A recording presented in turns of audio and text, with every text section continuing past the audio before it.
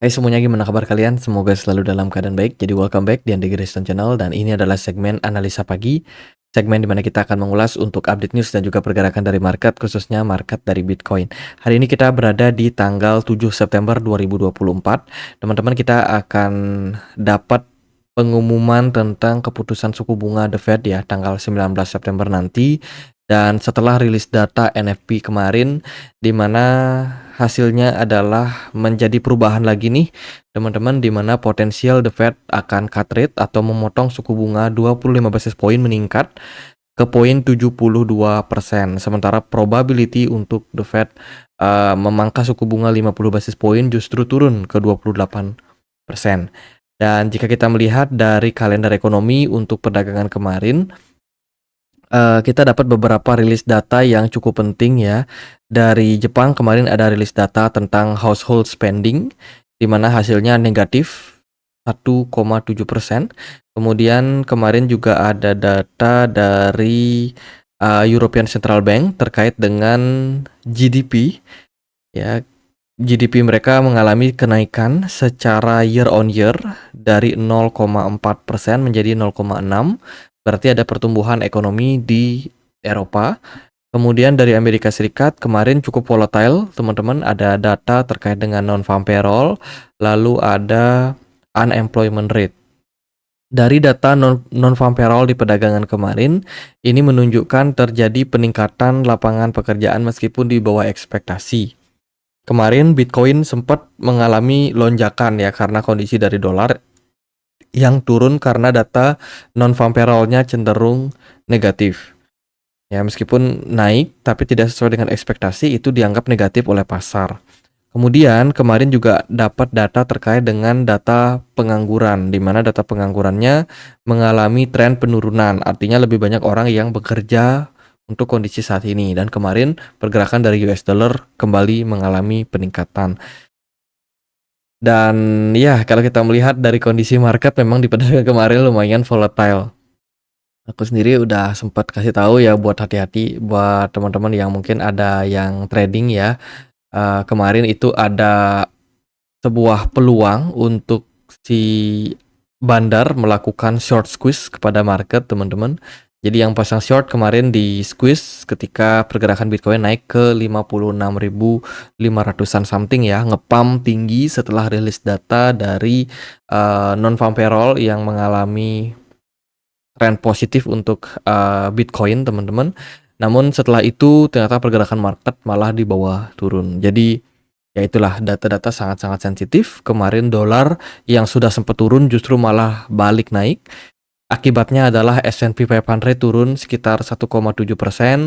Gold atau emas kemarin crash 0,8%. Lalu dari Bitcoin dan kawan-kawan turun sampai 5% di perdagangan kemarin. BTC dominance masih dalam posisi meningkat sehingga altcoin kemarin banyak yang ya crash lebih dalam, teman-teman. Jadi ya ini adalah kondisi dari pasar ya. Oke teman-teman, kita mau forward satu campaign datangnya dari CoinEx ya. CoinEx lagi ngadain event trading, teman-teman. Jadi trade berpeluang mendapatkan 500.000 CET. Ini adalah coin governance daripada CoinEx, yang mana event ini akan berakhir sampai 13 September nanti jam 5 sore. Jadi buat teman-teman yang saat ini aktif trading ya kan, daripada trading di exchange lain, bisa pakai CoinEx, teman-teman, di mana teman-teman akan berpeluang untuk mendapatkan reward CET berupa price pool.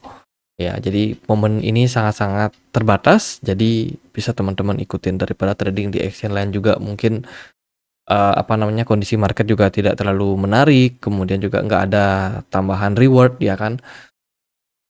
Ya itu, untuk informasinya linknya aku akan sertakan di kolom deskripsi video ini. Oke, kalau kita melihat dari kondisi hedge fund ya, kemarin dalam proses arus keluar, dan ternyata di perdagangan kemarin lumayan besar juga arus keluar yang terjadi.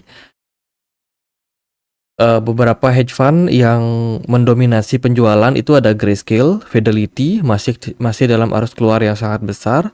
Lalu ada Bitwise, sama salah satu produk Grayscale juga ini dalam proses arus keluar, teman-teman. Yang berarti adalah kondisi saat ini banyak sekali hedge fund yang mulai goyang ya dalam hold Bitcoin mereka karena ketidakpastian dari pasar, dan ini akan sangat-sangat menarik untuk kita melihat sampai titik mana sampai titik mana hedge fund ini bakalan buang Bitcoin mereka. Artinya investor-investor retail yang titip dana mereka di hedge fund ini ya, sampai kapan mereka bakalan melakukan selling pressure seperti ini. Dari ETF Ethereum juga sama dalam proses arus keluar. Kemarin salah satu pejabat The Fed yaitu Goolsbee itu mengatakan peluang terjadinya resesi mungkin meningkat. Teman-teman, ini terkait dengan rilis data dari non-farm payroll dan juga unemployment rate kemarin yang memang datanya menunjukkan bahwa klaim pengangguran itu mengalami penurunan. Artinya adalah penurunannya itu tidak terlalu signifikan, teman-teman. Jadi masih akan berpeluang nanti kemungkinan spike naik lagi ya jika data di periode berikutnya menunjukkan bahwa penganggurannya meningkat kembali. Jadi saat ini kondisinya memang diprediksi Amerika Serikat akan berpeluang memasuki resesi ketika Fed cut rate. Ya, artinya cut rate yang dilakukan oleh The Fed ini sebenarnya terlambat, teman-teman. Harusnya mereka udah cut rate di bulan Juli kemarin, tapi ditunda terus oleh Jerome Powell, dan sampai akhirnya kemarin indikator saham naik ya, lumayan signifikan mengindikasikan adanya potensial resesi, dan itu adalah sentimen yang negatif sebenarnya untuk pasar secara jangka pendek. Lalu ada berita datang dari Venezuela, salah satu leader oposisi mereka itu namanya Maria Karina menyampaikan tentang perspektif dia terhadap adanya Bitcoin. Dalam wawancara menekankan bagaimana warga Venezuela beralih ke Bitcoin sebagai cara untuk menghindari hyperinflasi, melindungi kekayaan mereka, dan mendanai pelarian mereka dari negara tersebut.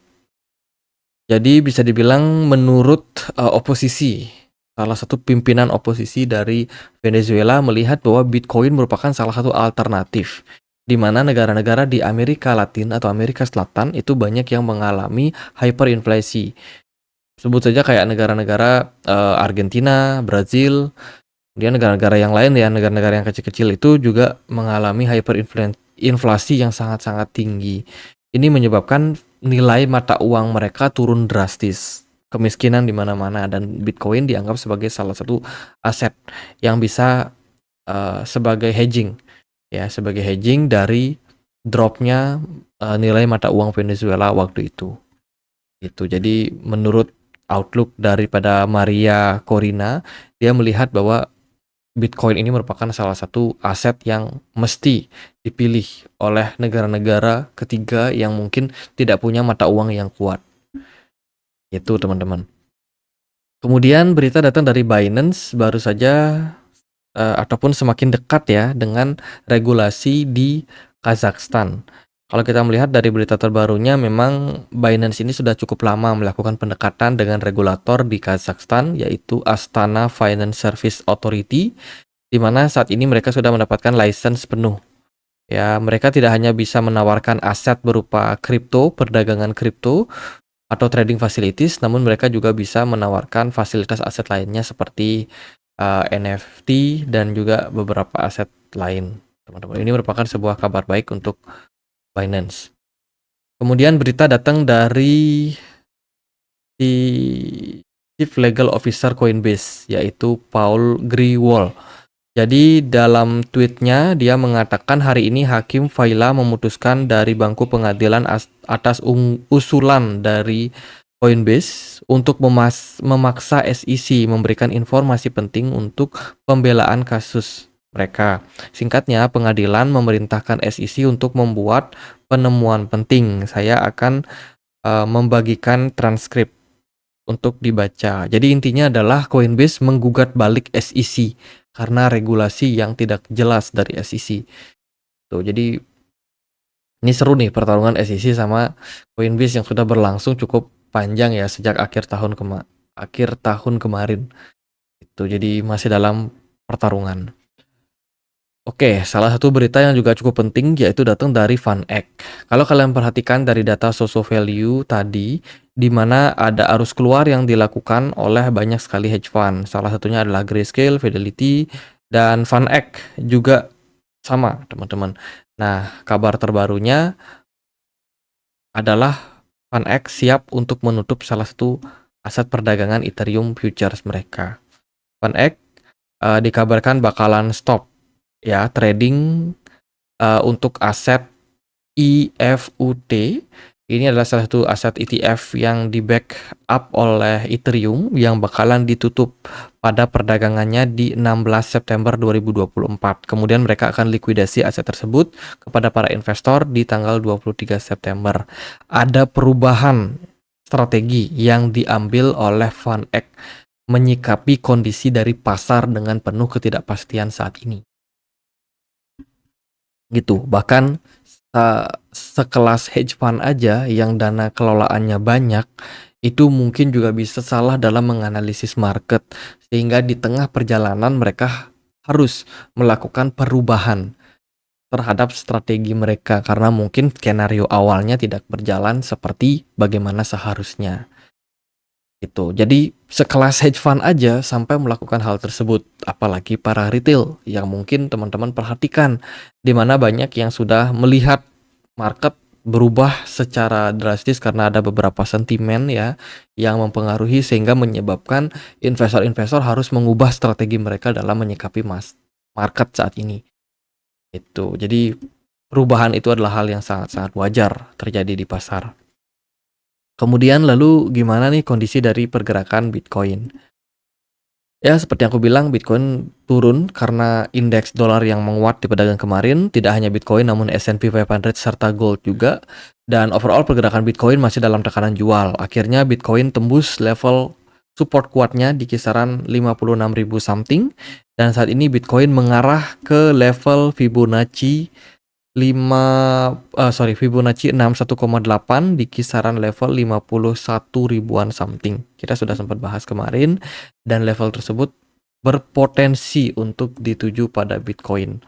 Jadi secara pergerakan jangka pendek di time frame 4 jam pergerakan Bitcoin membentuk sebuah broadening wedge pattern, descending broadening wedge pattern dan overall bergerak masih dalam proses koreksi. Kemarin bahkan di skala yang lebih kecil, pergerakan Bitcoin ini bergerak dalam sebuah channel. Tapi ternyata kenaikan yang terjadi pada Bitcoin ke poin 56.000 justru diakhiri oleh bantingan keras ke level 53 ribuan something. Di pedagang kemarin volume perdagangan Bitcoin sangat tinggi. Ya, sangat tinggi volumenya namun smart money-nya kosong. Wah, ini retail semua pada panik kemarin jualan. Lalu, jika kita perhatikan di time frame daily, pergerakan Bitcoin ya, ini masih dalam proses konsolidasi korektif. Bukan crash yang dalam banget sebenarnya untuk Bitcoin yang memang sudah notabene naik sangat-sangat tinggi ya. Ini yang kita bilang sebagai level penting untuk teman-teman perhatikan. Sorry, ini aku perlu adjust dikit. Nah, ini kita turunkan dari swing high, kita tarik ke swing low, kita dapat level penting, yaitu di kisaran level 51.600. Ada Fibo 61,8 yang saat ini berpotensi untuk menjadi area level support kuat untuk Bitcoin. Jadi buat yang mau pantau Bitcoin, coba pantau di area tersebut. Mungkin teman-teman bisa mendapatkan kestabilan harga yang lebih baik dibandingkan teman-teman melakukan akumulasi di level-level saat ini yang notabene masih belum ada indikasi reversal pattern ya, sehingga meningkatkan potensi kalian buat loss. Especially bagi teman-teman yang trading. Kalau teman-teman yang memang pengen invest, pengen DCE, silakan teman-teman. Nggak ada masalah. Itu sih dari time frame daily mengindikasikan tekanan jual yang kuat. Time frame 4 jam pun juga kurang lebih berkorelasi sama. Jadi mau bicarain apa teman-teman, kondisi market masih dalam proses koreksi. Jadi yang trading di market futures mungkin enak ya bisa nge-short market. Tapi yang tradingnya hanya di market spot, mungkin kesempatan ini adalah kesempatan yang menarik untuk kita perhatikan. Siapa tahu ada koreksi yang lebih dalam lagi sehingga kita bisa cicil barang di level-level yang menarik tersebut. Overall sih gitu aja menurut saya untuk kondisi market. Kita punya komunitas diskusi di Telegram, teman-teman. Jadi di sini aku banyak sekali sharing informasi tentang data-data ekonomi, tentang berita-berita pada market ya. Jadi buat teman-teman yang mungkin pengen join, pengen dapetin informasi terupdate, bisa langsung cek link yang ada di kolom deskripsi. Seperti kemarin kita bahas tentang non-farm payroll, gimana impact-nya terhadap market, kemudian tingkat pengangguran Amerika Serikat, gimana impact-nya terhadap pergerakan harga Bitcoin, ya kan, politik, dan juga banyak berita-berita lain yang tentu saja penting buat teman-teman untuk perhatikan. Jadi sekian aja pembahasan kali ini, semoga bisa bermanfaat. Ingat segala informasinya ada di link description box. Akhir kata saya Andri, makasih.